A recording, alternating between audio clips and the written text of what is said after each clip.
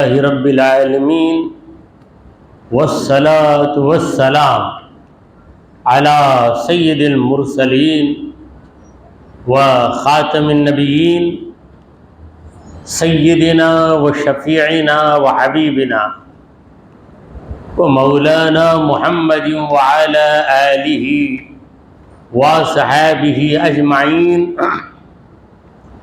اما بعد فأعوذ بالله من الشيطان الرجيم بسم الله الرحمن الرحيم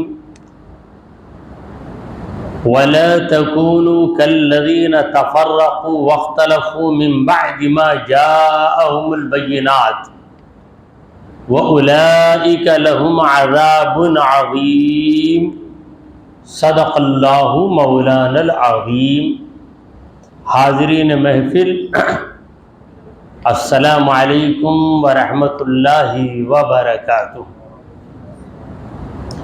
اللہ رب العزت جل وعلا کا ہم پر بے پناہ کرم ہے کہ اس نے ہمیں آقائے نامدار احمد مختار مدنی تاجدار دونوں جہاں کے سردار حضرت محمد مصطفیٰ رسول خدا صلی اللہ تعالی علیہ وآلہ وسلم کی بابرکت امت میں پیدا فرمایا. سامعین کرام، جس آیت مبارکہ کی تلاوت کا میں نے شرف حاصل کیا ہے وہ سورہ آل عمران کی آیت نمبر 105 ہے. پروردگار عالم کا فرمان ہے وَلَا تَكُونُوا كَالَّذِينَ تَفَرَّقُوا وَاخْتَلَفُوا، نہ ہو جاؤ ان لوگوں کی طرح، اے مومنو ان لوگوں کی طرح مت بن جاؤ تم، مت ہو جاؤ تم جو تفرقوا الگ الگ ہو گئے، واختلفوا اور ایک دوسرے سے اختلاف کرنے لگے، من بعد ما جاءہم البینات، جبکہ ان کے پاس روشن دلیلیں آ گئیں. روشن دلیلوں کے آ جانے کے بعد بھی وہ لوگ جھگڑا بھی کرتے رہے اور الگ الگ بھی ہوتے رہے. وَأُولَئِكَ لَهُمْ عَذَابٌ عَظِيمٌ، وہی ہیں جن کے لیے بہت بڑا عذاب ہے. یہ اس آیت کے لفظوں کا ترجمہ رہا. پروردگار عالم نے دو باتوں سے منع کیا ہے. پہلی بات ہے تفرق اور دوسری بات ہے اختلاف. تفرق کا معنی ہے الگ ہو جانا. کسی کے مزاج میں یہ بات ہوتی ہے کہ میں سب سے الگ رہوں تو ایک نیا فرقہ بنا لیتا. نیا فرقہ بنانے کے لیے کوئی بڑی کارروائی کرنے کی ضرورت نہیں، بس اتنا کوئی کہہ دے کہ فجر کی نماز صبح صادق کو جو پڑھی جاتی ہے اتنے سالوں سے یہ سب غلط ہے. صحیح طریقہ یہ ہے کہ سورج نکل کر آدھے گھنٹے کے بعد فجر پڑھنا. اس طرح بولتے ہی فیمس ہو جاتا. کیا بھائی آج تک نہیں ایسا حدیث میں ہے، بولے گا ایسا حدیث میں ہے، یا قرآن کی کوئی آیت پیش کر دے گا، بولے گا جب قرآن میں ہے لا یکلف اللہ نفسا الا وسعها، اللہ اتنی ہی ذمہ داری دیتا ہے جتنی تمہاری طاقت ہے. ہم کو نیند لگ جاتی صبح اٹھنے کی، ہم کو طاقت نہیں ہے، اس لیے فجر کی نماز 8:30 9 بجے پڑھ کر آفسوں کو جا سکتے ہیں. تو اس کے پیچھے چند نوجوان لگ جائیں گے، ایک ٹیم، پھر اس کی ایک جماعت ہو جاتی. وہ جماعت کا کیا ہو جاتا؟ امیر بن جاتا، یہاں کی زبان میں تلیور بن جاتا. پھر اس کا ایک لیٹر پیڈ، اس کی ایک آفس، پھر اس کے ماننے والے. تو فرقہ بازی جو ہوتی ہے اس کی بنیادی وجہ ایک خواہش ہے کہ میری ایک الگ جماعت رہے جو میری تعریف کرتے رہے، میرے پیچھے چلتی رہے، ایسے تم مت بن جاؤ۔ ایسے ہی یہود ہو گئے تھے۔ اب جو بات ہمیشہ سے چلی آ رہی ہے وہی بات آج بھی ہم کریں گے تو کوئی ہماری بات کو توجہ سے نہیں سنے گا۔ یہ ایک نئی بات بتا دیں، یہ نئی بات جو بتاتے ہیں اسی کا نام ہے بدعت۔ سرکار دو عالم صلی اللہ علیہ وسلم نے بدعت سے منع کیا، یعنی ایک نئی بات جو آج تک نہیں تھی۔ جیسا کہ میں نے کہا فجر کی نماز کا وقت کب شروع ہوتا؟ صبح صادق سے شروع ہوتا۔ کب ختم ہوتا؟ سورج نکلنے سے پہلے ختم ہو جاتا، طلوع آفتاب سے پہلے۔ اب ایک نئی بات بول رہا ہے کوئی، نہیں، فجر کا وقت وہ نہیں ہے۔ سورج نکل کر آدھے گھنٹے کے بعد ہی فجر کا وقت شروع ہوتا، 3 گھنٹے تک رہتا، یعنی 6:30 بجے شروع ہوا تو 7:30 8:30 9:30 تک رہتا، آرام سے فجر پڑھ سکتے تم۔ یہ ایک نئی بات کوئی بول دیتا تو اس کو کہتے ہیں بدعت۔ یہ ہے بدعت۔ تو یہ بدعت نکالنے والا اس کا ایک نیا فرقہ بن جاتا، پھر اس کے ماننے والے کئی ہزاروں ہو جاتے، کیونکہ انسان کی طبیعت ہے، کوئی چیز اس کے مزاج کے مطابق ملتی ہے تو بہت خوش ہو جاتا ہے، جو وہ پسند کرتا ہے ویسا ہونا۔ اب دیر سے اٹھنے والا یہی پسند کرے گا کہ فجر کی نماز 8 بجے ہو جائے، بہت پسند آ جاتی وہ چیز۔ تو جب وہ چیز پسند آتی تو اسے وہ اپناتا، اسے دیکھ کر اس کا دوست اپناتا، چند لوگ شامل ہو جاتے۔ تو مولا کہتا ہے کہ یہ تفریقہ بازی مت کرو، وَلَا تَكُونُوا كَالَّذِينَ تَفَرَّقُوا، ان لوگوں کی طرح نہ ہو جاؤ جنہوں نے فرقے بنا لی، وَاخْتَلَفُوا، اور اختلاف کرنے لگے، یعنی پرانے لوگوں سے اختلاف کر رہے ہیں۔ پرانے لوگ جو بات کہہ رہے ہیں یا جو بات قرآن میں ہے، حدیث میں، اس سے اختلاف کرتے ہیں۔ دیکھیے یہ دنیا احمقوں کی بھی ہے، پاگلوں کی بھی ہے۔ جیسا کہ غالب نے کہا، احمقوں کی کمی نہیں غالب، ایک ڈھونڈو 1000 ملتے ہیں۔ تو ایک بکرا بھاگا تو اس کے پیچھے کئی بکرے بھاگتے، کوئی ایک نئی بات بتا دیا، اس کے ساتھ 4 ملتے، 4 سے 40 ہوتے۔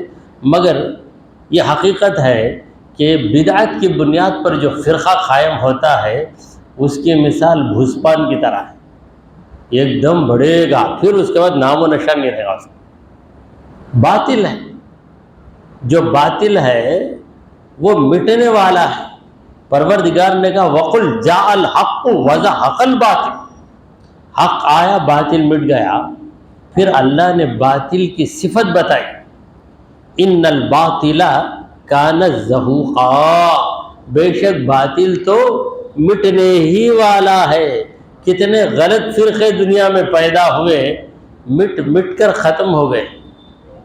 جو قرآن و حدیث، صحابہ کرام کے نقش قدم پر چلتے رہے آج تک وہ باقی ہیں۔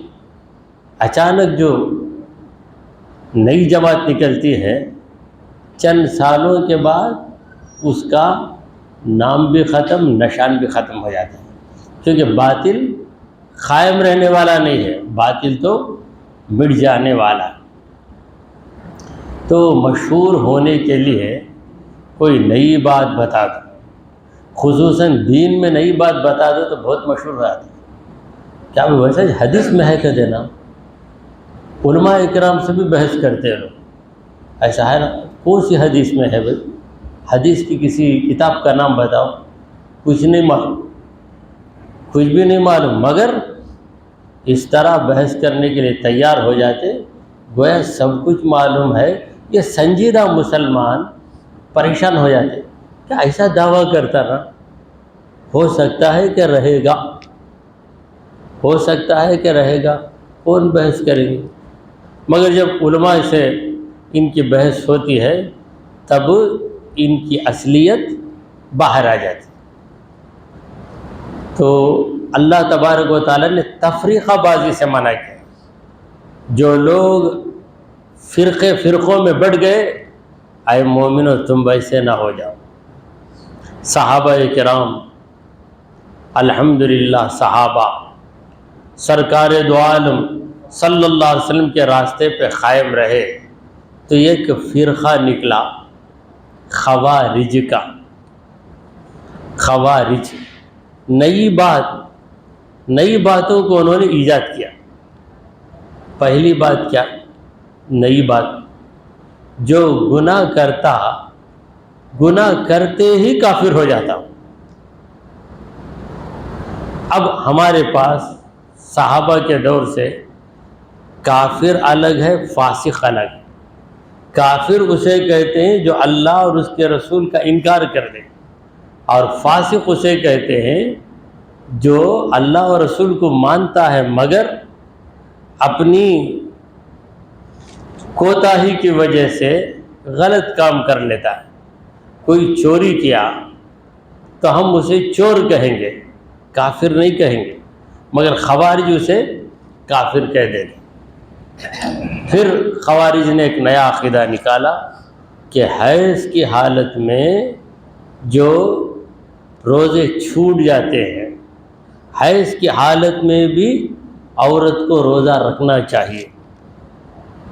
بھائی اب تک کی باتیں نہیں، وہ کیسا چھوڑ سکتی ہے انہیں؟ حیض کی حالت میں بھوکی رہ سکتی ہے نا، روزہ رکھ لینا۔ تو ان کے فرقے میں عورتیں ایام حیض میں بھی روزہ رکھتی ہیں۔ تو ایسا ایک نئی بات نکالنا دین میں۔ تو ہر دور میں کوئی نہ کوئی ایک سرپھرا نکلتا، سرپھرا نکل کر سب کو پھرا دیتا، ایسا پھراتا کہ ماں باپ پریشان، کیا بچہ جا کر وہ جماعت پہ جم گا نا، جو کام ہم اچھا سمجھ کے کر رہے ہیں ہر کام کو ناجائز بولتا، ناجائز کاموں کو جائز بولتا، جائز کاموں کو ناجائز، پریشان ہو جاتے۔ پھر اس کے بعد اسی لڑکے کو ایک عمر کے بعد عقل آتی، کوئی سمجھتا بھی نہیں۔ تو اللہ تبارک و تعالی رازوں کا جاننے والا ہے، اسی لیے اللہ نے کہا ان لوگوں کی طرح نہ ہو جاؤ جنہوں نے فرقے بنائے۔ فرقہ جو بناتا ہے اس کی بنیاد انانیت ہے، میں بڑا بننا، یہ خواہش آ گئی تو اس کی ترکیب دیکھتا ہوں کیسا بڑا بنے گا۔ ایک ایسی بات چھوڑنا جس کی وجہ سے لوگوں میں ہلچل ہو جائے، آخر ہلچل ہونے کے بعد چند تو اس کے پیچھے ہو ہی جاتے ہیں تو یہ بڑا آدمی بن جاتا، پھر اختلاف کرتا، اختلاف کرنے لگے۔ جب ان کے سامنے دلائل پیش کیے جاتے ہیں تو دلائل کو نہیں مانتے بلکہ اپنی ہی بات منوانا چاہتے ہیں۔ من بعد ما جاءہم البینات، روشن دلیلیں آ جانے کے بعد بھی وہ لوگ اختلاف پر قائم رہتے ہیں۔ مولا کریم نے کہا وَأُولَئِكَ، وہ لوگ، اولئک اس میں اشارہ ہے، ذالکہ کی جمع ہے اولئک، وَأُولَئِكَ لَهُمْ عَذَابٌ عَلِيمٌ، انہی لوگوں کے لیے عظیم عذاب، بہت بڑا عذاب، یوم، جس دن، یہ فرقے بنانے والے ان لوگوں کو بہت بڑا عذاب کب ہوگا؟ اس دن ہوگا، یعنی قیامت کے دن، تب یض وجوہ وتسود وجوہ، جس دن کئی چہرے چمکنے لگیں گے اور کئی چہرے سیاہ ہو جائیں گے، چمکنے لگیں گے، چہروں پہ نورانیت آ جائے، تب یض وجوہ، بہت سے چہرے چمکنے لگیں گے، وتسود وجوہ، بہت سے چہرے کالے ہو جائیں۔ یہ کالا پن رنگ کا کالا پن نہیں ہے، گھبراہٹ کا کالا پن، اور یہ سفیدی، یہ نورانیت ہے۔ تو چہرے دو قسم کے ہو جائیں، یہ چمکنے والے چہرے اور ایک مرجھائے ہوئے چہرے، روشن چہرے اور ایسے چہرے جن پہ اندھیرا چھایا ہوا ہوگا۔ تو دو قسم کے لوگ ہو جائیں گے میدان محشر۔ تو اس کے متعلق ایک حدیث میں یوں بھی آیا ہے کہ تم وضو کرو تو وضو میں جن حصوں کو تم دھوتے ہو اعضائے وضو کہتے ہیں، اعضائے وضو، چہرہ، ہاتھ، پاؤں، یہ اعضائے وضو چمکیں گے۔ جو اس چمک کو بڑھانا چاہے وہ بڑھا لے۔ اسی طرح نمازیوں کے چہرے، ایمان والوں کے چہرے چمکتے رہیں گے۔ اور یہاں پر حضرت عبداللہ بن عباس سے ایک روایت ہے، وہ کہتے ہیں کہ یوم تبیض وجوہ، اس دن بہت سے چہرے چمکتے رہیں گے۔ وہ کون ہے؟ ہم اہل السنت والجماعہ، جو سنت اور جماعت والے۔ سنت سے مراد سرکار دو عالم صلی اللہ علیہ وسلم کی سنت، اور جماعت سے مراد نئی نئی جماعتیں نہیں، صحابہ کی جماعت۔ صحابہ سے ذرا بھی نہ ہٹے۔ یہ جو خوارج پہلا فرقہ ہے اسلام میں، یہ لوگ صحابہ سے بدظن ہو گئے۔ کوئی حضرت عثمان کا دشمن بنا، کوئی حضرت علی کا دشمن بن گیا، کوئی عمرو بن عاص کا دشمن بنا، کوئی حضرت امیر معاویہ کا دشمن بنا۔ تو یہ لوگ صحابہ کے دشمن بن گئے۔ ان کو کہتے ہیں خارجی لوگ، خوارج۔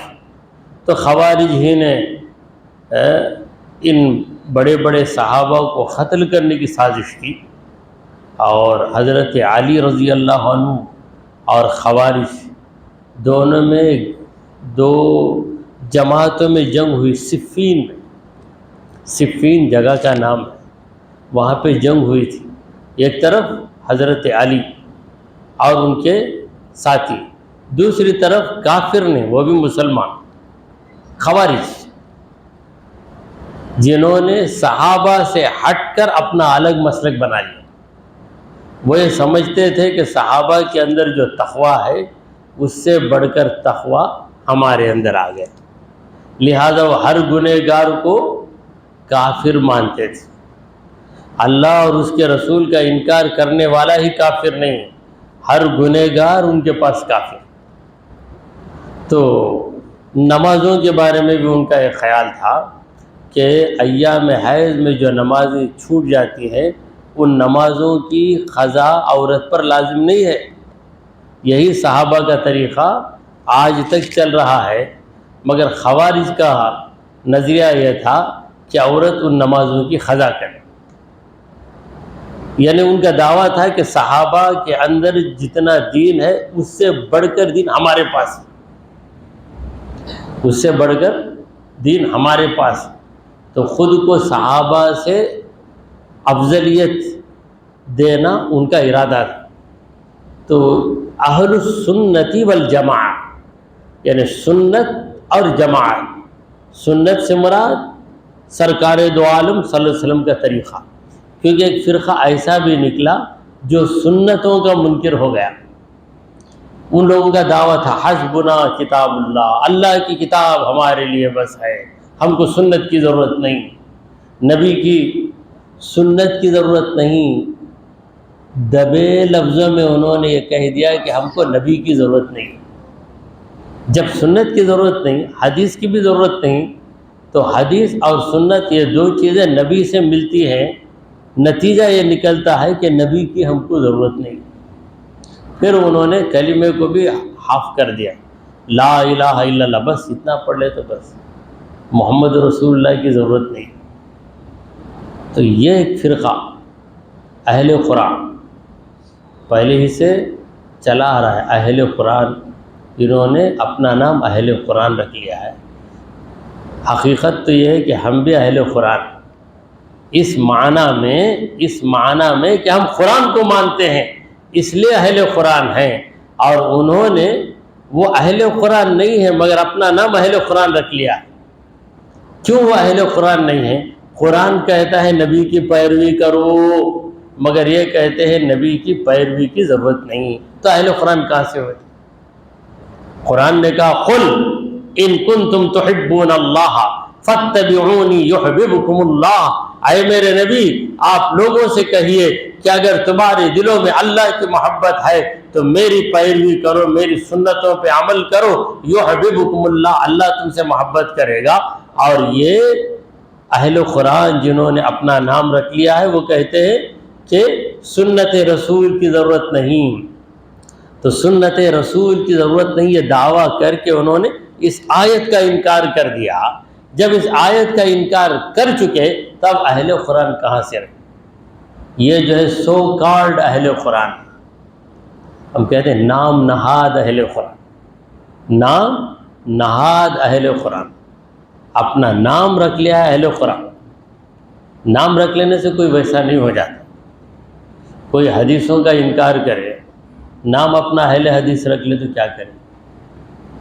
اپنا نام اچھے اچھے رکھ لیتے ہیں لوگ، تو ناموں سے کچھ ہوتا نہیں ہے. تمہارا رویہ کیا ہے، تمہارا سلوک کیا ہے؟ قرآن کی بہت سی آیتوں کا انکار ہو جائے گا. اگر سرکار دو عالم صلی اللہ علیہ وسلم کی سنت کا کوئی انکار کرتا ہے تو قرآن کی بہت سی آیتوں کا منکر بن جائے گا. قرآن کہتا ہے لقد کان لکم فی رسول اللہ اسوۃ حسنہ، رسول اللہ کی زندگی میں تمہارے لیے بہترین نمونہ ہے. اب رسول اللہ کی زندگی میں نمونہ دیکھنا ہے تو رسول اللہ کی سنتوں ہی کو دیکھنا ہے. اور اب یہ کہتا ہے کہ سنت کی ضرورت نہیں، تو اس آیت کا بھی منکر بن گیا. قرآن کہتا ہے یا ایھا الذین آمنوا اطیعوا اللہ واطیعوا الرسول، اے مومنو اللہ کی اطاعت کرو اور رسول کی بھی اطاعت کرو. اور یہ کہتے ہیں اطاعت رسول کی ضرورت نہیں، تو قرآن کی آیت کے منکر بنے. تب اہل قرآن کہاں سے رہے؟ نہیں رہے، اہل قرآن نہیں رہے، مگر نام اہل قرآن رکھ لیا. تو ان لوگوں نے وہ نام رکھ لیا ہے، اس لیے ہم کو کبھی کبھی کہنا پڑتا ہے ہم اہل قرآن نہیں ہیں، کا مطلب ویسے اہل قرآن نہیں. قرآن کے ماننے والوں کو اہل قرآن کہا جائے تو سب سے پہلے ہم اہل قرآن. تو اس دن اہل سنت والجماعت کے چہرے چمکنے لگیں گے، اور کن لوگوں کے چہرے سیاہ ہو جائیں گے، بے رونق ہو جائیں گے؟ وہم اہل البدعۃ والضلالہ، وہ بدعت والے اور ضلالت والے. بدعت نیا طریقہ، دین میں ایک نیا طریقہ ایجاد کر لینا، اور ضلالت کا معنی کیا ہے؟ گمراہی. گمراہی کو ضلالت کہا جاتا ہے. فَأَمَّا الَّذِينَ اسْوَدَّتْ وُجُوهُهُمْ، جن لوگوں کے چہرے کالے ہو جائیں گے، بے رونق ہو جائیں گے، ان سے پوچھا جائے گا اَكَفَرْتُمْ بَعْدَ ایمانکم، کیا تم لوگ ایمان لانے کے بعد پھر کافر بن گئے؟ ایمان لائے تم، ایمان کے بعد پھر کافر ہوئے تم، یہ ان سے پوچھا جائے گا. تو پتہ چلا کہ اللہ تعالیٰ ہر بندے کو ایمان کی جھلک دکھاتا ہے، مگر وہ اس جھلک کو قبول کیے بغیر کفر پہ قائم ہو جاتا ہے. پروردگار کسی بندے کو مجبور نہیں کرتا. کوئی یہ نہیں کہہ سکتا کہ اے اللہ مجھے پتہ ہی نہیں تھا کہ تو ایک ہے. کسی نبی نے نہیں بتایا، نبیوں نے بتایا. اگر کسی قوم کے پاس نبی نہ پہنچے تب بھی ان لوگوں کے اندر اللہ نے ایک احساس رکھا ہے جس سے انہیں محسوس ہوتا ہے کہ خدا ایک ہے، خدا ایک ہے، محسوس ہوتا ہے. خدا ہے یہ پہلے محسوس ہوتا ہے. اس کے باوجود وہ ایمان نہیں لاتے تو اس میں وہ معذور نہیں مانے جائیں گے.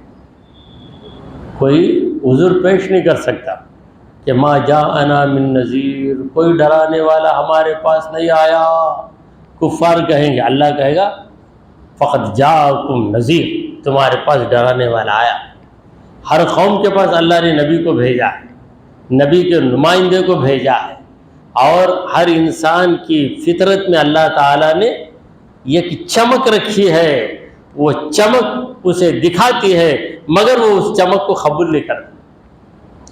تو جن لوگوں کے چہرے سیاہ ہو جائیں گے، پروردگار ان سے پوچھے گا، یا اللہ کے حکم سے فرشتے ان سے پوچھیں گے، اکفرتم بعد ایمانکم، کیا تم کافر ہو گئے تمہارے مومن ہونے کے بعد؟ فذوقوا العذاب، تو اب چکو عذاب، عذاب کو چکو، کھاؤ پیو نہیں، چکو، چکنا کافی ہے۔ عذاب چیز ہی ایسی ہے جو چکائی جاتی، کوئی سزا دینے والا کیا کہتا ہے، مجرم، پولیس والا مجرم کو کیا کہتا ہے، چکاتا ہوں تجھے چکاتا ہوں بولتا ہے۔ تو پروردگار نے کہا کہ ان مجرموں سے کہا جائے گا فذوقوا العذاب، چکو عذاب کو، بما کنتم تکفرون، اس لیے کہ تم لوگ کفر کرتے تھے۔ کفر کا معنی کیا ہے؟ انکار کر دینا، کسی بھی بات کو سنتے ہی فوراً انکار کر دینا۔ کافروں نے یہی کہا، یہی کام کیا۔ جب اللہ کے نبی محمد مصطفیٰ صلی اللہ علیہ وسلم نے بتایا کہ مرنے کے بعد دوبارہ زندہ کیے جاؤ گے، تو کافروں نے انکار کر دیا، ایسا نہیں ہو سکتا۔ حضور سمجھا رہے ہیں، سمجھنے کے لیے تیار نہیں۔ وہی ان کی پرانی رٹ، کیسے زندہ ہو سکتا ہے آدمی؟ مرنے کے بعد اس کا جسم مٹی میں مل جائے گا، ریزہ ریزہ ہو جائے گا۔ تو ایسے لوگوں کو اللہ نے بڑے بہترین انداز میں سمجھایا ہے۔ اللہ نے کہا ہے کہ اے انسان، تو غور کر کہ تو کیسا پیدا ہو، کیسا پیدا ہوا، تو پہلے کیا تھا، تو کیا سے کیا ہو گیا۔ الم یکن نطفتن، پروردگار کہتے ہیں الم یکن نطفتن، کیا نطفہ نہیں تھا تو؟ ایک نطفہ سامنے رکھ دو، سوچو کہ یہ نطفہ ایک خوبصورت انسان، لحیم شحیم انسان بنے گا، کیا یہ تمہاری عقل سمجھ سکتی ہے؟ ایک خطرہ ہے، ایک نطفہ خطرہ، منی کا خطرہ، اسے دیکھ کر کوئی تصور کر سکتا کہ یہ آدمی ایک دم دراز قد ہو جائے گا، یہ آدمی بڑے بڑے محل بنائے گا، یہ آدمی کئی مشینوں کو ایجاد کرے گا، یہ آدمی ایسی ایسی باتیں کرے گا؟ سوچ سکتا ہے؟ نہیں سوچ سکتا۔ تو جب ایک نطفے سے میں نے اتنے بڑے انسان کو پیدا کر دیا، پھر وہ انسان مر جائے، دوبارہ اسی انسان کو پیدا کرنا کیا میرے لیے بھاری بات ہے؟ الم یکن نطفۃ من منی یمنی ثم کان علقۃ، پھر یہ نطفہ بڑھتے ہوئے علقہ بن گیا، جمع ہوا خون، منجمد خون، ثم کان علقۃ فخلق فسوى، اللہ نے اسے پیدا کر کے برابر، کیسی کٹنگ ہے دیکھ، دونوں ہاتھوں کا سائز ایک، انگلیاں ادھر انگوٹھا شروع ہوا، ایسے ختم ہوا، اور یہاں اپوزٹ ڈائریکشن میں اگر ادھر انگوٹھا آ جاتا تو کیا ہوتی حالت؟ ادھر انگوٹھا ایسا ملائیں گے تو انگوٹھے کو انگوٹھا، شہادت کی انگلی، پھر بیچ کی انگلی، چوتھی انگلی، 5 انگلی برابر ملیں گے۔ اگر ریورس ہو جاتا، یہاں سے انگوٹھا شروع ہوتا تو کیا، ادھر 5 انگلی رہے گی، ادھر انگوٹھا رہے گا۔ کیسی بد نظمی ہو جائے، بد ہضمی سے پریشان ہو جاتے ہو، بد نظمی ہو جائے تو کیا حالت ہوگی؟ بد نظمی، بد نظمی کا معنی کیا؟ رانگ سسٹم خراب ہوگا۔ آج کمپیوٹر والے کیا بولتے ہیں؟ سسٹم خراب ہو گیا۔ پروردگار نے کیسا سسٹم ہمارے اندر رکھا ہے، کیسا بہترین نظام رکھ دیا ہے مولا کریم نے۔ فخلق فسوى، اس نے پیدا کیا اور برابر کر دیا۔ کہتے ہیں نا فنیشنگ برابر ہے نا بھائی، تو ہماری فنیشنگ کو کیسے کیا ہے پروردگار؟ ذرا ہم توجہ کریں۔